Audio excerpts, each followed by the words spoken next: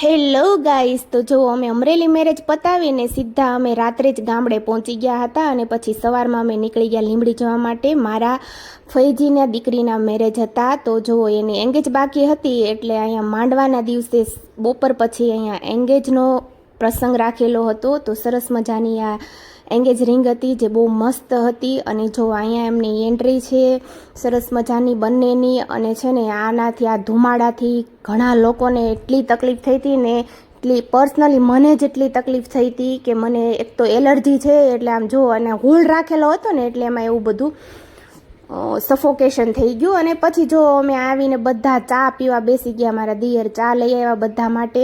અને પછી જો અહીંયા કંઈક એન્ટ્રી ગેટ હતો ને ત્યાં મેં છે ને થોડી ઘણી રીલ્સ બનાવી લીધી.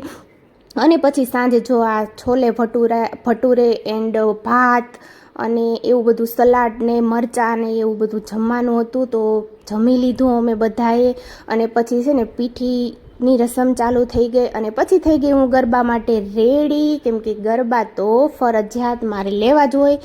મજા હોય કે ન હોય, હું થાકી ખૂબ ગઈ હતી પણ મેં કીધું થોડા ઘણા ગરબા ન લઉં તો ચાલે જ નહીં ને. એટલે જો મેં ગરબા પણ લઈ લીધા અને ખૂબ એન્જોય કરી.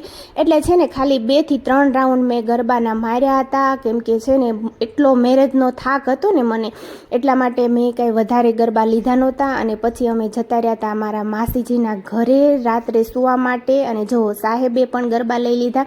સાહેબને કીધું લાવો જ્યારે હોય ત્યારે તમે મારા જ વિડીયો બનાવો છો, આજે હું તમારો વિડીયો બનાવું, એટલે મેં સાહેબનો વિડીયો પણ લઈ લીધો. અને સાહેબે ખૂબ એન્જોય કરી, અમે બધાએ ખૂબ એન્જોય કરી. અને પછી અમે જતા રહ્યા હતા માસીના ઘરે સૂવા માટે. તો આજનો બ્લોગ એટલો જ. તો આપણે મળીએ કાલે મારા ન્યૂ બ્લોગમાં. તો તમને મારો આ બ્લોગ સારો લાગ્યો ને ફ્રેન્ડ્સ, તો લાઈક કમેન્ટ શેર સબસ્ક્રાઈબ કરી દેજો. બાય ફ્રેન્ડ્સ, મળીએ મારા નેક્સ્ટ બ્લોગમાં. હર હર મહાદેવ.